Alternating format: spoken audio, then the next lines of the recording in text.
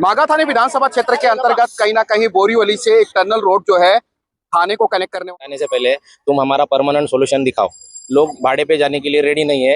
लोगों को जो पैसा ऑफर किया जा रहा है वो भी बहुत कम है। बोरीवली के हिसाब से 25 लाख में बोरीवली में कुछ भी नहीं आएगा। आम्हाला घराला पाहिजे, आम्हाला भाडं नाही पाहिजे ना, काय नाही. असं म्हणते आहे की एमएमआरडीचे फ्लॅट आमच्याकडे उपलब्ध असून आम्ही कशाला पीएपीला देऊ, तिकडे 12.5 लाख रुपये आम्हाला भरावा लागतो. ज्यावेळेस आमची ते 28ला मीटिंग झालेली त्यामध्ये आम्हाला आमदारांनी सांगितलं की तुम्हाला घराच्या बदली सगळं घर भेटणार, तुम्ही फक्त घरातलं फक्त देवारा घेऊन जायचं तिकडे. पण त्याच्यानंतर एकदाही आमदार इथे फिरकला नाही. ती फक्त आम्हाला धमकी देणार, मोठे मोठे गाड्या पोलिसाच्या आणणार, मागा थाने विधानसभा क्षेत्र के अंतर्गत कहीं ना कहीं बोरीवली से एक टनल रोड जो है थाने को कनेक्ट करने वाला है, जिसका भूमि पूजन नवंबर में किया जाना तय बताया जा रहा है। लेकिन यहाँ की स्थानीय जनता को कहीं ना कहीं एक भय सता रहा है कि वो अपने घर से बेघर हो सकते हैं और उन्हें कहीं ना कहीं सरकार की तरफ से यानी कि प्रशासन की तरफ से ये कहा जा रहा है कि बोरीवली में कहीं ना कहीं वैकल्पिक तौर पे आप रेंट के घर ढूंढ लो। इस तरीके का वातावरण यहाँ पर बना हुआ है। आपको बताते चलो कि कुल 572 झोपड़े जो है इसमें बाधित होने वाले हैं और करीब 213 लोगों को नोटिस जारी किया गया है और एक तरफा नोटिस है। इस बारे में बात करेंगे, यहाँ की तमाम जनता, उनसे हम बात करने की कोशिश करेंगे। क्या नाम है आपका? अभय जादव। अभय, क्या कहेंगे, क्या मुद्दा क्या है? यहाँ पर गोपाल शेट्टी भी आए थे, किन मुद्दों को लेकर के आप लोगों की चर्चाएं हुई, क्या बात? बात यही है लोगों की कि हमें यहाँ से हटाने से पहले तुम हमारा परमानेंट सॉल्यूशन दिखाओ। लोग भाड़े पे जाने के लिए रेडी नहीं है। लोगों को जो पैसा ऑफर किया जा रहा है वो भी बहुत कम है। बोरीवली के हिसाब से 25 लाख में बोरीवली में कुछ भी नहीं आएगा, ऐसा सबको पता है। बट वो लोग 25 लाख के ऊपर जा नहीं रहे हैं, तो हम वो ऑप्शन देख भी नहीं रहे। हम देख रहे हैं कि हमें घर के तौर पर घर मिल जाए। तो आजू बाजू में सरकार के पीएपी के करीब 230 फ्लैट अवेलेबल है। ये फ्लैट का विचार न करते हुए वो हमें किसी दूसरी जगह पे शिफ्ट कर रहे हैं। बट वो शिफ्टिंग भी वो हमें अभी नहीं दे रहे। वो शिफ्टिंग भी हमें बोल रहे हैं कि तुमको 1-1.5 साल रुकना पड़ेगा, उसके बाद ही तुम्हें हम वहाँ पे शिफ्ट कर सकते हैं। और ये 1-1.5 साल के लिए वो भाड़ा दे रहे हैं। बहुत सारी जनता बोलती है हमें भाड़ा नहीं चाहिए, हमें डायरेक्टली शिफ्टिंग चाहिए, क्योंकि तुम अगर हमारे घर की चाबी ले रहे हो तो हमें दूसरे घर की चाबी दो, ऐसा सबका कहना है। सिंपल है। और यहाँ पे आजू बाजू में 230 जो फ्लैट है उनके हिसाब से वो फ्लैट एसआरए के पक्ष में है और एमएमआरडीए को दे नहीं रहे। ऐसे एसआरए के अखाड़े मैडम और महाजन सर हमें बता रहे बार बार। तो इनके जो सीनियर है संजय मुखर्जी, उनको हम जाके एमएमआरडीए ऑफिस में मिले, उनको बोला तो संजय मुखर्जी ने कहा कि एसआरए के जो कल्याणकर है उनके साथ बातचीत करके ये फ्लैट मैं आपको अवेलेबल करके दे सकता हूँ। अखाड़े मैडम को उन्होंने बताया जाके बात करो, ईमेल कम्युनिकेशन करो। बट उसका कम्युनिकेशन हुआ है कि नहीं हमें कुछ आइडिया नहीं है। तो उनका एक ही कहना है हमारा कि अगर आजू बाजू में फ्लैट्स है तो वो हमें अवेलेबल करके दे दो। यहाँ पे 80% जनता है, बहुत सारी जनता अनएजुकेटेड है, उनको डराया धमकाया जा रहा है। और बहुत सारे डेली वेजेस पे काम करने वाले लोग हैं, पापड़ बनाते हैं, भांडी बर्तन करते हैं या ऐसा बिगारी का काम करते हैं। तो ये लोगों के लिए दूसरे एरिया में जाके फिर से सारा संसार खड़ा करना बहुत मुश्किल होने वाला है। तो हमारी एक ही विनती है, यहाँ पे सब कुछ पहचान का है, सबके बच्चे यहाँ पे ही स्कूल पे जाते हैं, तो आप यहीं पे हमें सॉल्यूशन करके दे दो, ये हमारा कहना है। अपेक्षाएं क्या है? गोपाल शेट्टी इसका सोल्यूशन निकालेंगे? यस, गोपाल शेट्टी जी हमारे पूर्व खासदार रहे हैं और उनपे हमने पहले से ही बहुत विश्वास दिखाया है। वो अभी हमारे लिए लास्ट मौके पे यहाँ पे खड़े रहे, उसके लिए उनको दिल से धन्यवाद है। बट हमारी उनसे भी एक ही अपेक्षा है कि वो हमें यहाँ की जो पीएपी फ्लैट्स है वो अवेलेबल कर दे। सरकार के काम में हमें कोई भी दखल अंदाजी नहीं करनी है, उनका काम जल्दी पूरा हो ये हमारी भी इच्छा है।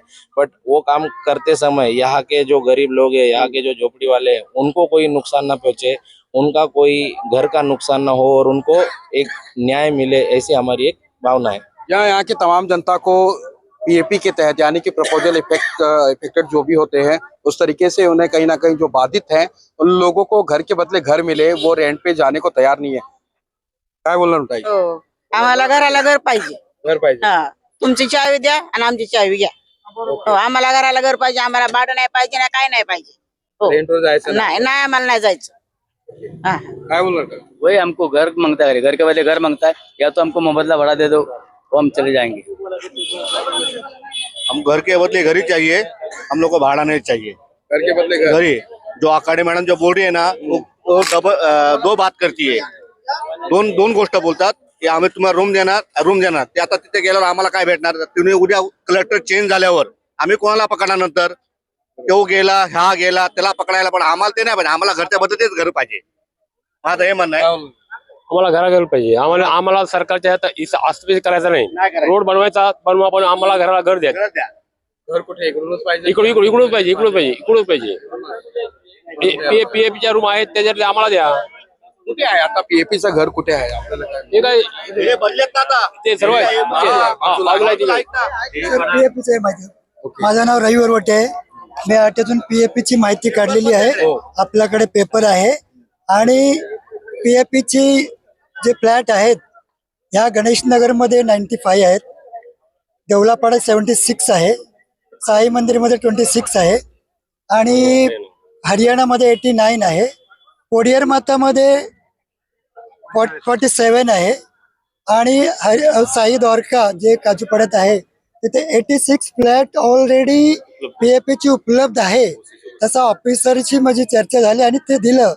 पण हे आखाडे मॅडम ही चाल ढकल करते. कारण संजय मुखर्जी बरोबर आमची मिटिंग झाली तर मुखर्जी साहेब स्वतः बोलले की मॅडम तुम्ही SREच्या सीओला पत्राद्वारे, ईमेलद्वारे, व्हॉट्सअपद्वारे माहिती घेऊन उपलब्ध करून त्यांना ताबडतोब पीएपीचे घर उपलब्ध करून द्या. ते रिकामी. जर त्या लोकांनी मला पीएफचे घर दिले ताबडतोब 1-2 दिवस खाली करून टाकलं. हे सर्व आम्ही वार्ता झाली. कारण काय आहे की आता जर आपल्या इकडनं पीएपीचा फ्लॅट उपलब्ध आहे तरी पण आपल्या लोकांना देत नाही? कारण काय?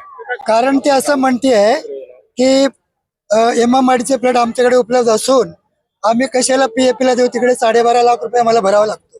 ही कारण ती सांगते. आणि दुसरी गोष्ट की हे न देत म्हणजे पियुष गोयलनी महानगरपालिकेचे राखीव आरक्षण ठेवलेले आहेत आणि त्यांना तुम्ही देण्यात दिलेलं आहे.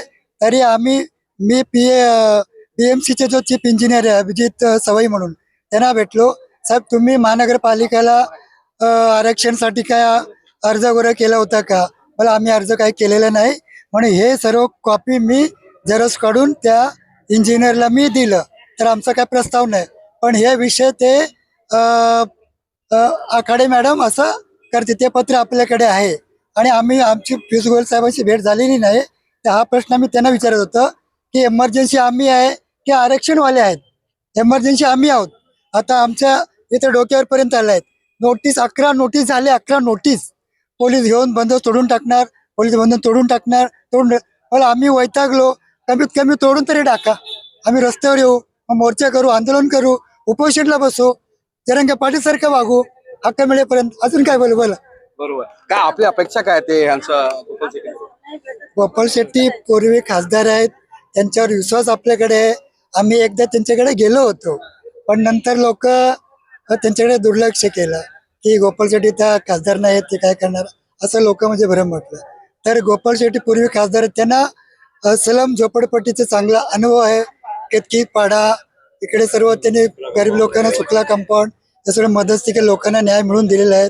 तर आम्हाला पण त्याच्यावर अपेक्षा आहे की त्यांनी पाठपुरावा करून आता मुखर्जी साहेबांनी त्यांनी निवेदन दिलेलं आहे व दिवाळी दसरा आहेत त्यामुळे ते स्थगित करून देण्यात यावं आणि तोपर्यंत थांबण्यात यावं असा अर्ज दिलाय. ते आम्ही आमच्याकडे येलं आम्ही सर्वांना ते वाटून देणार आहे. जेपर्यंत आपल्याला हक्काचं घर मिळत नाही तोपर्यंत इकडे हालत नाही. आम्ही लोक मोर्चा आंदोलन करायला आम्ही तयारी आहोत. ओके. हे जे पीएपी लिहिले ना, प्रोजेक्ट अफेक्टेड पर्सन, हे आमच्या एरियातल्या लिस्ट आहे. ते आखाडा मॅडमची लिस्ट आहे. तर प्रोजेक्ट अफेक्टेड पर्सन म्हणजे काय? पीएपी तुम्ही आम्हाला तिकडे देऊ शकतात तर आम्हाला आमच्या राहत्या ठिकाणी का नाही देऊ शकत? प्रश्न हा येतो. त्यांना लोकांनी दिले पाहिजेत. आम्हाला आमचं आयुष्य इथे गेलेलं आहे, आजोबांचं वडिलांचं इथेच गेलेलं आहे, मुलांचं शिक्षण आहे, आणि माणसांचं घराचं पोट इथे चालतं, लिजत पापड इथे करतात सगळेजण. तर माणसांना हे लोक इकडले पीएपीचे घर का उपलब्ध करू देत नाही? ह्याच्या मागे काय मोठे राजकारण कोण खेळतंय का? याच्यामध्ये आमचे त्याला आमदारही कोण येत नाही. आपल्याला वाटतं का की राजकारण आहे काय? हो, राजकारण आहे ना याच्यामध्ये. राजकारण बद्दल कुठे आपले हे कुठेतरी आहे. ज्यावेळेस आमची ते 28ला मीटिंग झालेली त्यामध्ये आम्हाला आमदारांनी सांगितलं की तुम्हाला घराच्या बदली सगळं घर भेटणार, तुम्ही फक्त घरातलं फक्त देवारा घेऊन जायचं तिकडे. पण त्याच्यानंतर एकदाही आमदार इथे फिरकला नाही. आणि असं वाटतं की आमदारांचं कुठेतरी राजकारण कुठेतरी चाललेलं आहे या गोष्टीचं. गोपाल शेट्टीची काय अपेक्षा आहे? गोपाल शेट्टी सर करणार आहे काम. आम्हाला पीएपीची अपेक्षा आम्ही काय दुसरी अपेक्षा केलेली नाहीत. आम्हाला हे पाहिजे आणि ते पाहिजे असं नाही केलेलं. आम्हाला पीएपी पाहिजे तर आम्हाला पीएपीचे ते अपेक्षा गोपाल शेट्टी सर करणार या गोष्टीचं. असे काय बोलणार आहे? आम्हाला हेच घर त्याने देवा दादा आता बोलले त्यानं आणि आमच्या लेकरा बाळाचं त्यांना माहिती आहे तोरण काय कसं आहे आणि कसं खातो. आम्ही सर्व महिला पापड लाटून खाता. इथं कुणाला नोकरी नाही. नोकरी करतात कधी लागन कधी नाही. इथं गव्हर्नमेंटची कुणाला नोकरी नाही. ऐकलं का? मग माझं म्हणणं काय येतंय की इथं रूम आम्हाला द्यावा. इथं देवीपाड्यामधला रूम द्यावा. एवढी माझी मागणी आहे. दुसरं काय सुद्धा नाही. ओसी सोबत आहेत. ओसी सोबत आहेत. इनके पास आरटीआई से निकाले गए सभी जवाब है, दस्तावेज है. यहाँ पर पीएपी से रिलेटेड कितने फ्लैट अवेलेबल हैं वो सारे दस्तावेज इनके पास में अवेलेबल हैं. लेकिन कहीं ना कहीं स्थानिक जनता का ये मानना है कि प्रशासन इन्हें अनदेखा कर रहा है. कितने सालों से हो आप यहाँ पे? हम लोग हमारा बचपन गया है यहाँ पे. बचपन आ गया. हाँ, ओके, क्या अपेक्षा है? हमको पीएपी का ही घर चाहिए. हम लंबा जाने वाला नहीं. हमारे घर पे कमाने खाने वाला कोई नहीं है. हमारा हाथ पे पोट है. हमारा छोटे छोटे बच्चे लोग है. आके हमको धमकी देते हैं पुलिस आएगी तुम्हारा घर तोड़ेगी, तुमको कुछ मिलने वाला नहीं है, तुमको रोड पे बिठाएगी. तो हम लोग उनको वही बोला हमको हक्का दो. हम लोग अब भी 5 मिनट में खाली करके चले जाते. हमको हमारा दो. हमको टेम्परवारी नहीं जाने का. हमको भाड़ा नहीं चाहिए. कल भाड़ा लेंगे, कल वो लोग पलटी खाएंगे तो हम लोग किसको पकड़ेंगे? गोपाल शेट्टी पे हम पे भरोसा है, वो हमको देंगे. ये पिपाई देंगे. इथलीच घर पाहिजे आम्हाला. बच्चे लोग का शिक्षण इधर है. मला फक्त करा इथलीच घर पाहिजे. दुसरं काय सगळं नाही पाहिजे आम्हाला. इथं त्यानं दादा आता बोलले त्यानं द्यावा बस. आम्ही मागणी आम्हाला उद्या आता आम्हाला ते घर उचलू द्या. आम्ही उद्या पसार उचला खाली आम्ही रोड हे लोक येणार धमकी देणार. लोक आजारी पडा लागले. लोक भीतीने मरा लागले. काही लोक मेले घर घर करून. आणि हे आम्हाला धमकी देते येऊ येऊ. उद्या तिचं काम करून तोंडावर ठेवलंय काम. उद्या काम करून पळून गेली तर कुणाला धरायचं? आम्ही 10 चक्र मारायच्या. कुठून पैसे आणायचे का? आम्हाला बिझनेस आहे मोठी मोठी. जो आम्ही आम्हाला भाडं नाही पाहिजे. आम्हाला इथलं रूम ती फक्त आम्हाला धमकी देणार. मोठे मोठे गाड्या पोलिसाच्या आणणार, बुलडोजर आणणार, तुमचे झोपडे तोडणार. अरे आम्ही काय चोरी केली का? तर कुणाचं काय लुटलंय?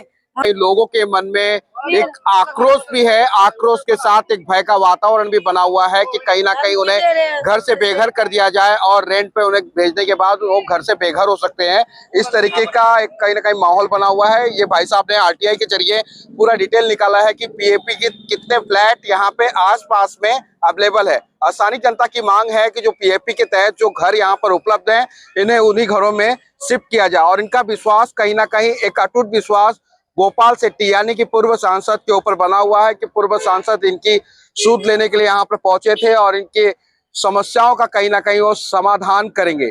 लेकिन देखना ये होगा कि कहा जा रहा है कि गोपाल शेट्टी ने कहा कि जो नवंबर में भूमि पूजन होने वाला है उसके पहले दिवाली हो जाने दीजिए और उसके बाद कहीं ना कहीं पीएपी के तहत लोगों को यहीं पर शिफ्ट किया जाए आसपास में. ऐसा प्रयास उनका भी रहेगा. अगर जबरदस्ती लोग तोड़ते हैं तो गोपाल शेट्टी अक्सर आपने देखा होगा कि धरने पर बैठने में कहीं ना कहीं एक माहिर नेता के रूप में जाने जाते हैं और उनके साथ ये तमाम जनता कहीं ना कहीं धरने पर बैठने के लिए तैयार हो चुकी है. लेकिन देखना ये होगा कि वाकई प्रशासन क्या करता है और इनके साथ न्याय होता है या अन्याय. बने रहिए हमारे साथ. इसी तरीके के तमाम खबरों को आप तक पहुंचाने की कोशिश करेंगे. नमस्कार.